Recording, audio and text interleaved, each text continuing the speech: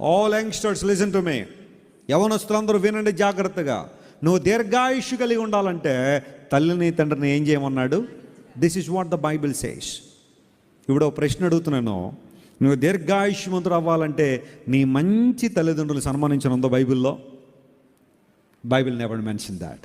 Bible ఎప్పుడు ఆ మాట చెప్పలా. వాళ్ళు మంచోళ్ళైనా చెడ్డోళ్ళైనా సన్మానించేంతే తల్లిదండ్రులు. కాబట్టి దేవుడు తగిన ప్రతిఫలాన్ని నీకు ఇస్తాడు. I'm sure.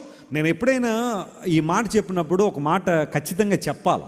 కొంతమంది అంటుంటారు, వెస్లీ గారు మీకు కాబట్టి దేవుడు మంచి తల్లిదండ్రులు ఇచ్చారు కాబట్టి మీరు గౌరవిస్తున్నారు, ప్రేమిస్తున్నారు, కానీ మా పేరెంట్స్ అలాంటి వాళ్ళు కాదండి, మమ్మల్ని పట్టించుకోవాలా, మమ్మల్ని వదిలిపెట్టేశారు, నడి రోడ్డు మీద దిగబెట్టేశారు మమ్మల్ని, వాళ్ళని ఎలా ప్రేమించమంటారండి వెస్లీ గారు అని కొంతమంది అడుగుతుంటారు. Yes, I totally understand your situation. మీ పరిస్థితిని అర్థం చేసుకోగలను. ఎంతోమంది ఈ రోజున బిడ్డలు ఏడుస్తున్నారో తెలుసా? తల్లిదండ్రుల యొక్క అక్రమమైన ప్రవర్తనే మా బ్రతుకులు నాశనం చేసింది పాస్టర్ గారు. వారిలో ఒక్క మాదిరి మాకు లేదండి. వారి యొక్క భయంకరమైన జీవితాలు ఈ రోజున మేము దారి తప్పుకోవడానికి దోహదపడ్డాయని ఎంతోమంది పిల్లలు ఏడుస్తున్నారు, కాదంటలేదు. At the same time Bible సెలవిస్తూ ఉంది, ప్రే ఫర్ యువర్ పేరెంట్స్. వారి కోసం ప్రార్థించే, వారి మార్పు కోసం ప్రార్థించే.